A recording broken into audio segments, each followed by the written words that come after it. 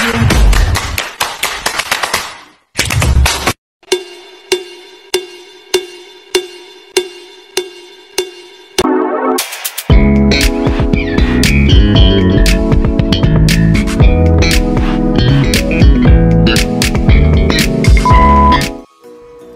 Karabsat! Ngayon ang huling araw ng EMPRED 2024. Samahan niyo ako at ating panoorin ang mga kaganapan ng ikalimang araw. Ang unang bahagi ng Day 5 ay maikling palatuntunan na pangungunahan ng mga student teachers, sinundan ng masiglang gawain upang ihandang mga participants sa tugtog na Penguin Dance. Ayan, makikita po natin kung paano umindak ang mga guro sa saliw ng Penguin Dance.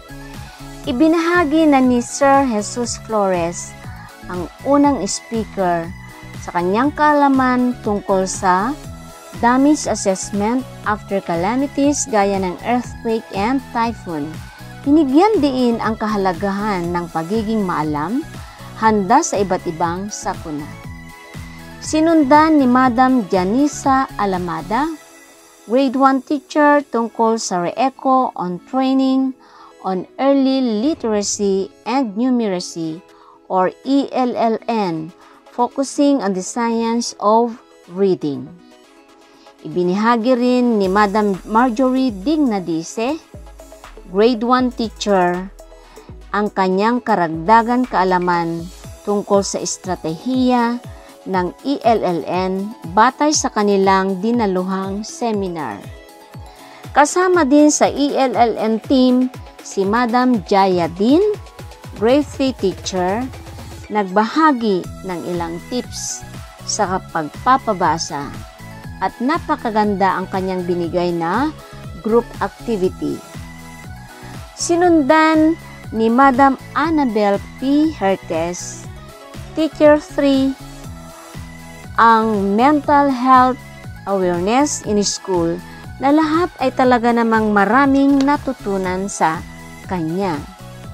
Si Dr. Milet B. Sarmiento, Master Teacher 1 ay nagbigay ng karagdagang kaalaman tungkol sa Catch Up Friday sa pamamagitan ng iba't ibang estratehiya sa pagpapabasa.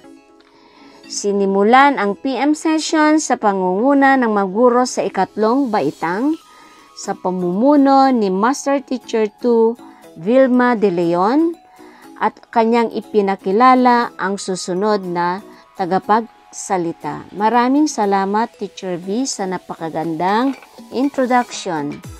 At ating tunghayan ang mga group activity mula sa kinder teacher hanggang sa SPED teachers at non-teaching personnel.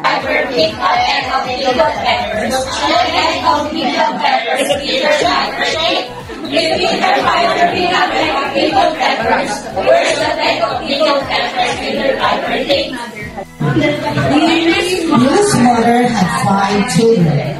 5. The first was named Lala.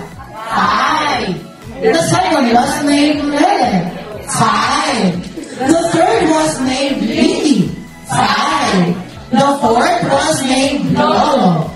The first sound is The first sound is Hi, holy there, the first sound is Okay, get a calculation. The first sound is B. Hi, holy radio, the first sound is B. So you're going gently down the street. Sailing, sailing, sailing, sailing, life is but a dream. Nice one, Robin. Fold your boat gently down the street. Merrily, merrily, merrily, merrily, life is but a dream. Run, sun, mine, find. Ang punong guro ay nabigyan ng pagkakataon ibahagi ang mga pamamaraan sa pagpapabasa gamit ang P2P reading materials. At lahat ng mga teacher advisors ay hawak nila ang reading profile both in Filipino and in English. Ganun po talagang closely monitored ang reading profile ng mga bata.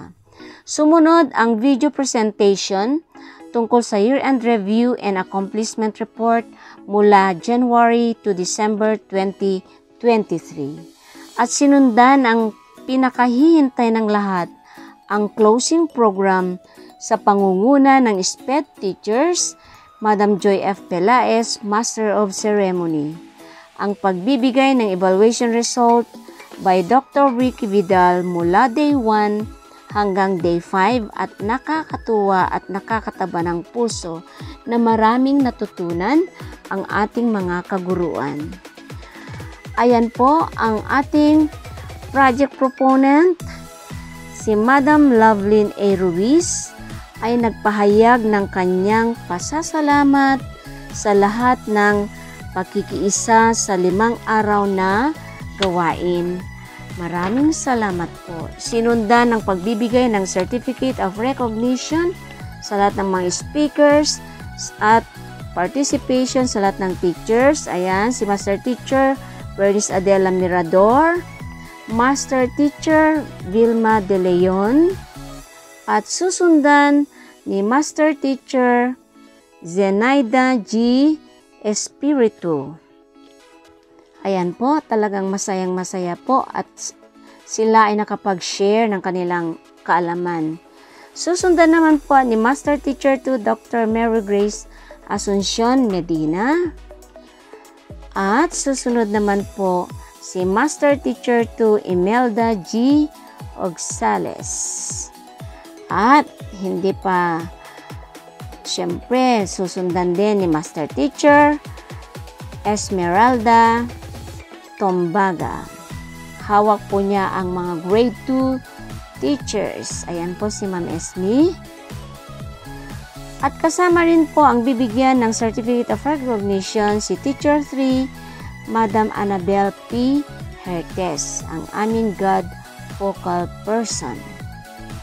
At ang mga speaker natin sa ELLM team, si Teacher Janisa Alamada, susundan din ni Teacher Marjorie Gardanise,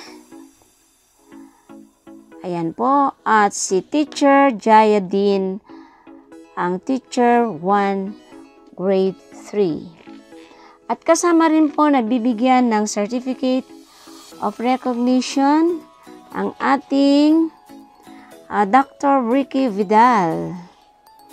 So lahat po ay may group picture ng mga speakers natin at ganun din ang pamamahagi ng Certificate of Participation sa lahat ng kaguruan at non-teaching. Maraming salamat po at nairaos natin ang 5 araw ng EMPRE na napaka-fruitful dahil po sa inyong pakikiisa at kooperasyon. God bless us all. Thank you.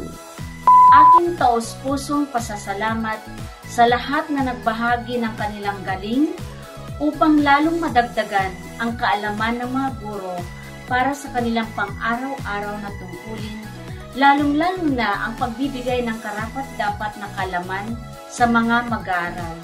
Muli, congratulations sa inyong lahat, lalong-lalo na ang EMPRE Project Proponent na si Ginang Lovelyn A. Ruiz.